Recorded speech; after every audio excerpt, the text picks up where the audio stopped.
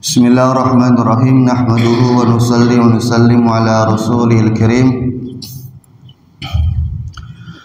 wa ala alihi wa sahbihi ajmain, amma ba'd.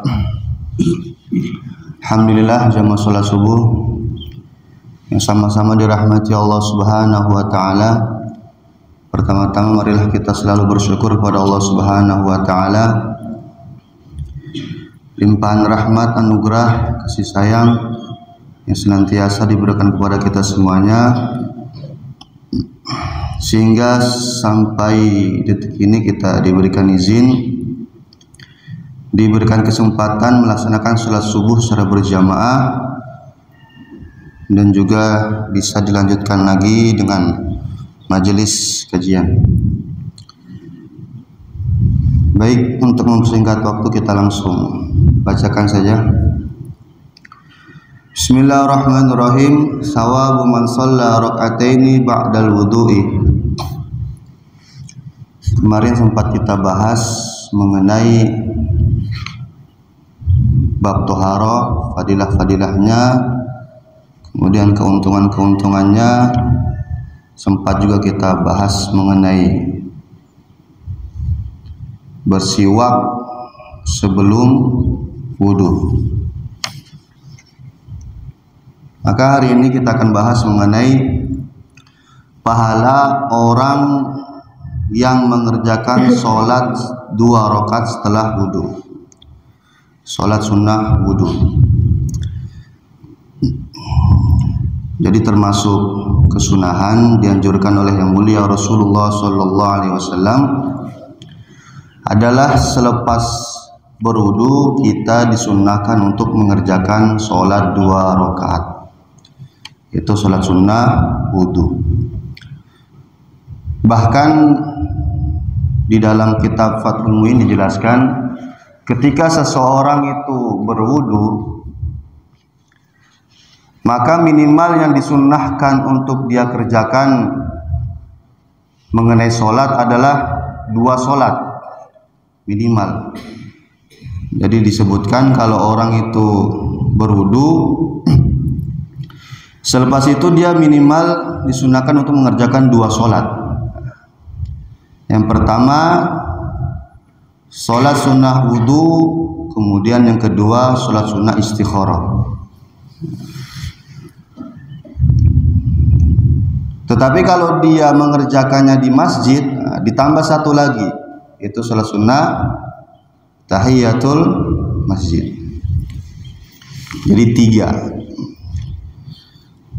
Kalau dia ke masjid berwudu, dan wudunya ini bukan tujuan tertentu seperti hanya ingin mengerjakan sholat fardu, enggak, tetapi segala jenis wudu, baik wudu untuk mengerjakan sholat fardu atau wudu ingin baca Quran di masjid dan semacamnya. Segala jenis bentuk tujuan wudu, maka selepas wudunya dia disunahkan untuk mengerjakan sholat sunnah wudu, dan ditambah lagi sholat sunnah istikharah. Jadi sholat sunnah istikharah juga disunahkan dalam setiap saat. Karena Rasulullah Sallallahu Alaihi Wasallam yu'allimunal istikharah kama yu'allimuna surah minal Quran.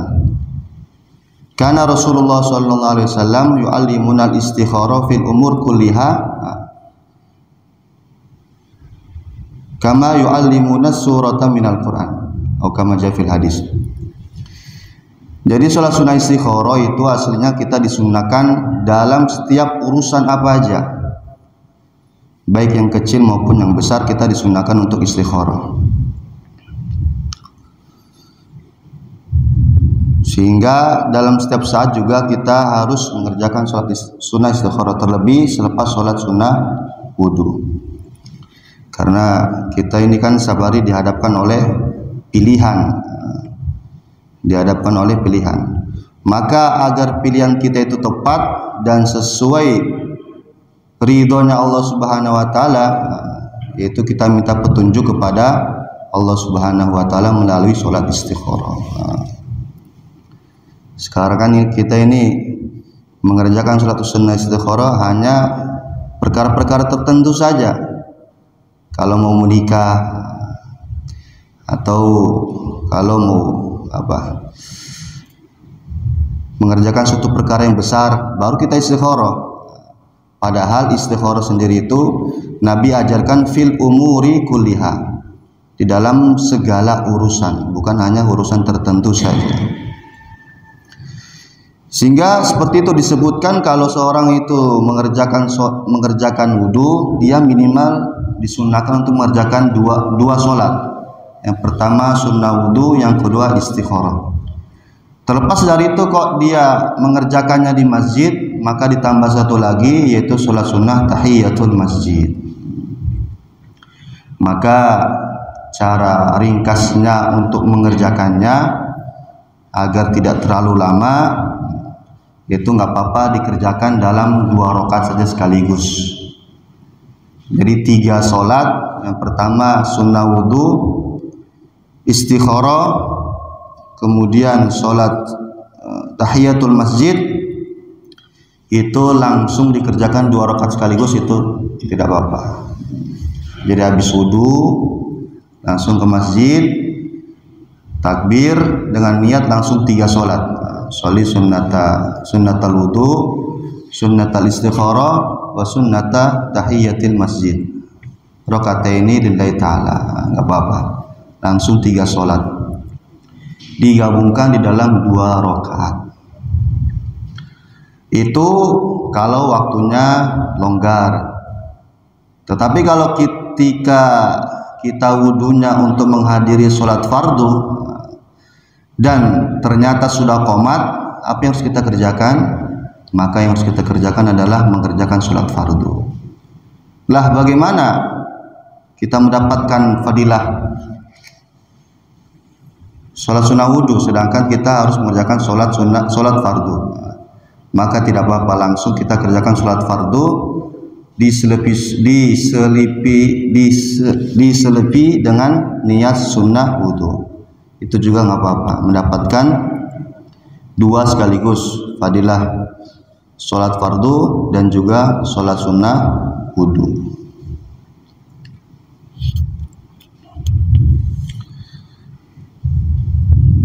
Sawabu man shalla raka'ataini ba'dal wudu, pahala orang yang mengerjakan sholat 2 rakaat setelah berwudu. An Nabi Hurairah radhiyallahu ta'ala anhu, dari sahabat Sayyidina Abu Hurairah radhiyallahu ta'ala anhu, anna Rasulullah sallallahu alaihi wasallam, bahwasannya yang mulia Rasulullah sallallahu alaihi wasallam, qala, beliau berkata, li Bilalin, kepada Sayyidina Bilal. Suatu ketika Nabi bersabda atau enggak bertanya kepada Sayyidina Bilal, ya Bilal, wahai Bilal, hadithni, tolong ceritakan kepadaku, tolong beritahu kepada diriku, biarja amalin, dengan perkara yang paling engkau harapkan mengenai amalan, atau enggak bahasanya lebih enak, mengenai amalan apa yang paling engkau harapkan, yang paling ingin engkau kerjakan. Amil tahu, tentunya tentunya selain amalan fardu. Kalau amalan fardu nggak perlu ditanya nggak ditanya, pokoknya harus dikerjakan. Nah, ini tentunya yang dikehendaki Nabi amalan-amalan sunnah, maksudnya amalan sunnah apakah yang paling engkau harapkan untuk dikerjakan. Amil tahu, yang engkau amalkan, fil islami, di dalam Islam, atau enggak di dalam setelah engkau memeluk Islam. Fa inni sami'tu dufana alaika, fa inni sami'tu, karena sesungguhnya saya, dufana alaika, mendengar suara terompah. Dufa itu suara terompah, suara sendal ketika seseorang berjalan. Kalau seseorang berjalan itu kan ada suara sendalnya. tetapi bukan suara suara sendal yang diseret, enggak. Suara sendal yang berjalan secara umum diangkat gini, enggak diseret. Dufana alaika, suara sendal engkau baina yadayhi fil jannah, yaitu terdengar di surga.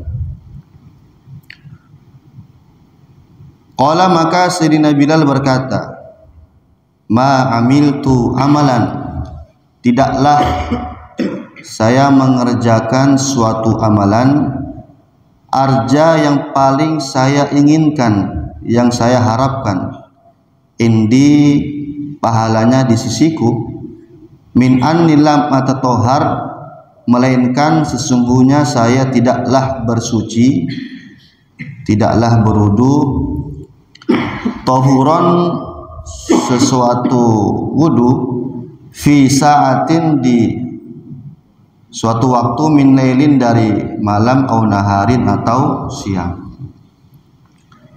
Jadi tidaklah Sayyidina Bilal berudu baik di waktu malam ataupun siang, illa sholaitu bidzalika tahur, kecuali di setiap bersuci itu, di setiap berwudu itu saya mengerjakan sholat 2 rakaat. Saya mengerjakan sholat 2 rakaat.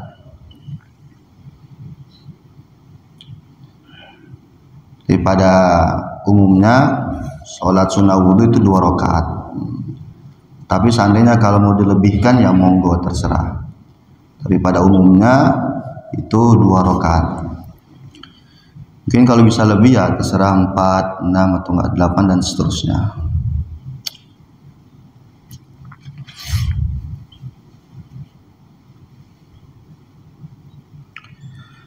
Ma kutibali an usolli, selain apa yang telah diwajibkan untukku untuk saya mengerjakan sholat.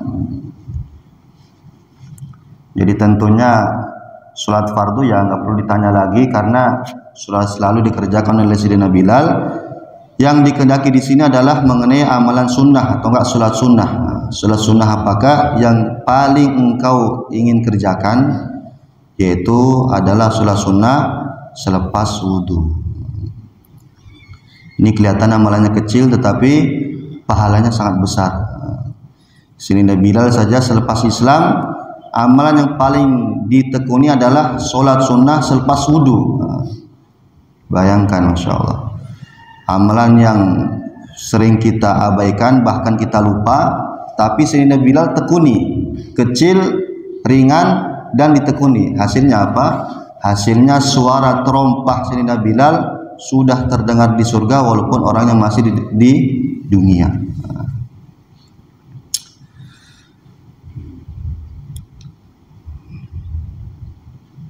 Rawahul Bukhari wa Muslim.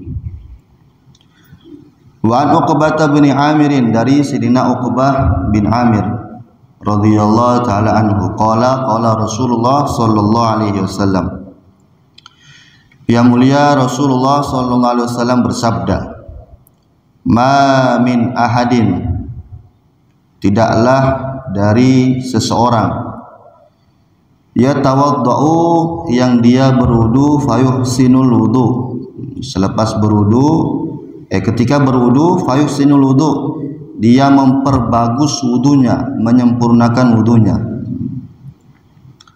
mulai dari niat sampai terakhir dia menyempurnakan semuanya, memperbagus.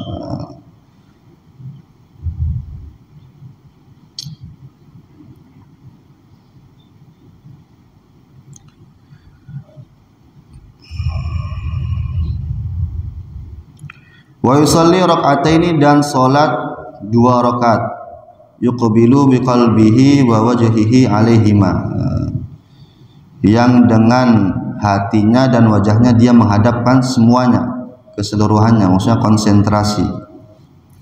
Hatinya menghadap ke kiblat, wajahnya juga menghadap ke kiblat. Illa wajabat lahul jannah, kecuali wajib untuknya masuk ke dalam surga. Ini juga amalan mudah ini, salat sunnah wudu. Wudu sempurna, semuanya ditunaikan, sunnah-sunnahnya, khususnya rukun-rukunnya, fardu-fardunya disunnahkan. Kemudian selepas itu mengerjakan 2 rakaat salat sunnah wudu. Yuqbilu biqalbihi wa wajhihi alaihima, dengan konsentrasi, dengan khusyuk, illa wajabat lahul jannah, kecuali wajib baginya masuk ke dalam surga.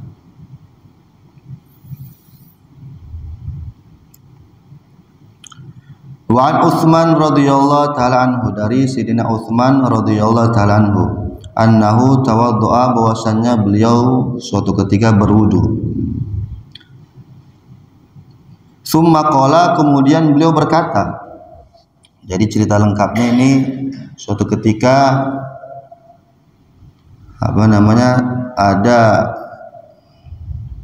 ada seorang budak, atau enggak mantan budaknya Sayyidina Utsman yang bernama Humron. Ini suatu ketika beliau diperintah oleh Sayyidina Utsman untuk diambilkan bejana berisi air, guna nantinya Sayyidina Utsman untuk berwudu. Maka Sayyidina Humron ambil bejana isi air, dikasihkan kepada Sayyidina Utsman. Langsung Sayyidina Utsman praktek wudu di situ, dipraktekkan kepada budak beliau, mantan budak beliau, yaitu Humron. Tata cara berwudu mulai dari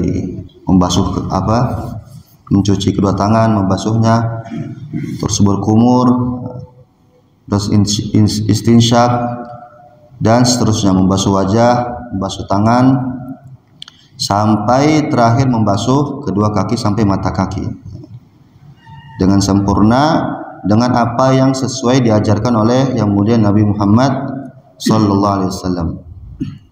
Maka selepas beliau berwudu dan mempraktekannya kepada mantan budak beliau yaitu Humron, tsumma qala, kemudian Sayyidina Utsman berkata, ra'aitu Rasulullah sallallahu alaihi wasallam, saya pernah melihat Rasulullah sallallahu alaihi wasallam tawaddu'a, berwudu, nahwa wudu'i hada, sebagaimana seperti wudunya saya ini.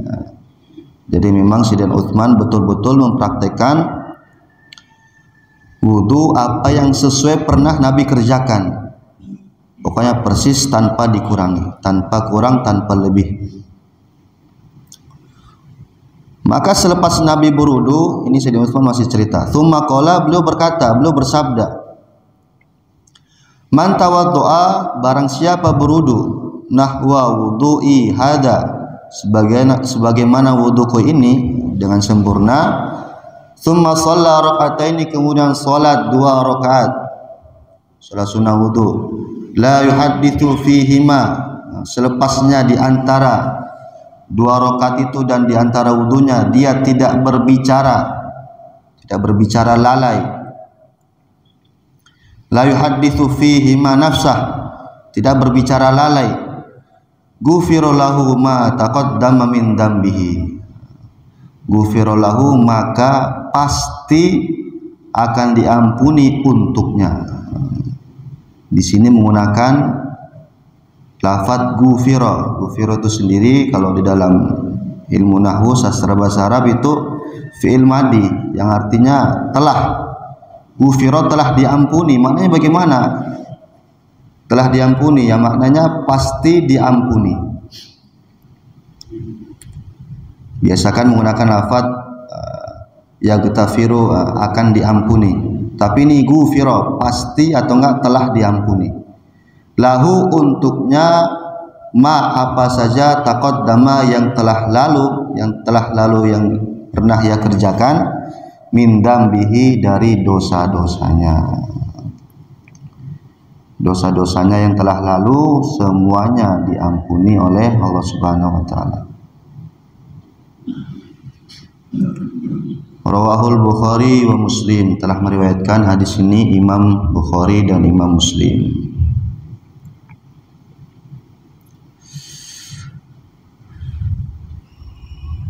Wa an Zaid bin Khalid al-Juhani radhiyallahu ta'ala anhu, dari Sayyidina Zaid bin Khalid al-Juhani radhiyallahu anhu, Anna Rasulullah sallallahu alaihi wasallam, bahwasanya yang mulia Rasulullah sallallahu alaihi wasallam beliau bersabda, man tawaddaa fa ahsana wudu'ahu thumma shalla rak'ataini la yashu fihima. Ini juga mirip-mirip isi hadisnya. Barang siapa yang berwudu fa ahsana wudu'ahu, lalu dia memperbagus wudunya, summa shalla rak'ataini, kemudian dia salat 2 rakaat, la yashu fihima, dan dia tidak lalai di antaranya, antara wudu dan antara mengerjakan salat dia tidak lalai. Selepas wudu langsung mengerjakan salat sunnah 2 rakaat. Ghufira lahu ma taqaddama min dambihi, dosa-dosanya yang telah lalu pasti akan diampuni oleh Allah Subhanahu wa taala. Rawahu Abu Dawud. Wa Nabi Darda, dan dari Sayyidina Abu Darda radhiyallahu taala anhu. Qala, dia berkata, sami'tu Rasulullah sallallahu alaihi wasallam yaqul, saya mendengar yang mulia Rasulullah sallallahu alaihi wasallam beliau bersabda, man tawaddu'a, barang siapa berwudu fa ahsanal wudu, lalu menyempurnakan, memperbagus wudunya. Jadi kalau kita wudu itu usahakan kita memperbagusnya, menyempurnakannya. Kalau bisa dilebihkan ya kita lebihkan dari batasan wudu. Mungkin kalau membasuh tangan itu fardunya itu sampai siku-siku, kita lebihkan sampai lengan. Kalau membasuh kaki itu anjurannya, perintahnya sampai kedua mata kaki, ya maka kita lebihkan sampai betis. Karena nanti ketika di akhirat, kata Nabi, inna ummati yub'atuna atau enggak yud'auna yaumal qiyamah gurran hajjalina min atharil wudu, kata Nabi. Jadi umatku nanti ketika di akhirat kelak itu dibangkitkan bercahaya karena bekas dari athar berwudu. Jadi anggota-anggota wudu yang pernah digunakan untuk berwudu, yang pernah terkena air wudu, nanti ketika di akhirat itu akan bercahaya. Kalau di dunia dia wudunya cuma sampai siku-siku saja, hanya sesuai yang diperintahkan, ya nanti dia punya cahaya sampai siku-siku saja, atau enggak kakinya cuma sampai mata kaki saja. Tapi kalau dia wudunya dilebihkan, kakinya sampai betis, tangannya sampai lengan, ya sampai situ juga cahayanya, dan seterusnya. Maka kalau berwudu jangan terburu-buru, kita usahakan santai, rileks, kemudian memperbagus dan menyempurnakannya. Summa qama, kemudian dia berdiri, fa shalla rak'ataini, kemudian dia salat 2 rakaat, au arba'an, atau 4 rakaat. Ini dalil kalau bahwasanya salat sunnah wudu itu tidak harus 2 rakaat, bisa lebih dari 2 rakaat. Yuhsinu fihinna ruku', kemudian dia di dalam salatnya memperbagus rukuknya, menyempurnakan rukuknya. Was sujud, dan sujud. Wal khusyuk, dan khusyuk ketika salat. Tsumma astaghfarallaha, kemudian selepas salat dia istighfar atau enggak meminta ampun kepada Allah Subhanahu wa taala dari semua dosa-dosanya. Ghafarallahu lahu, maka pasti Allah Subhanahu wa taala akan mengampuni untuknya. Habis sholat dia istighfar, dia berdoa, doa minta ampun kepada Allah Subhanahu wa taala, maka pasti Allah Subhanahu wa taala akan mengabulkannya, yaitu akan mengampuni dosa-dosanya. Rawahu Ahmad bisnadin hasanin. Telah meriwayatkan hadis ini Imam Ahmad dengan sanad yang hasan. Kurang lebih seperti itu. Ada 4 hadis. Di sini dijelaskan 4 hadis menerangkan tentang kelebihan keutamaan mengerjakan sholat sunnah wudhu atau nggak sholat sunnah selepas mengerjakan wudhu. Maka bagaimana tidak lupa selepas ini dan seterusnya di setiap wudhu, baik wudhu apapun, untuk wudhu sholat atau wudhu baca Quran dan semacamnya, bagaimana kita selepas itu kita mengerjakan sholat sunnah agar kita dapat pahala double, pahala mengerjakan wudu, pahala mengerjakan sholat sunnah, ditambah lagi pahala mengamalkan apa yang telah kita ketahui. Sekarang kita sudah tahu semuanya fadilah-fadilahnya, maka selepas itu bagaimana kita ada niat, ada usaha untuk mengerjakannya. Semoga yang sedikit ini Allah Subhanahu wa taala terima, menjadikan kita diridhoi oleh Allah Subhanahu wa taala. Allahumma amin.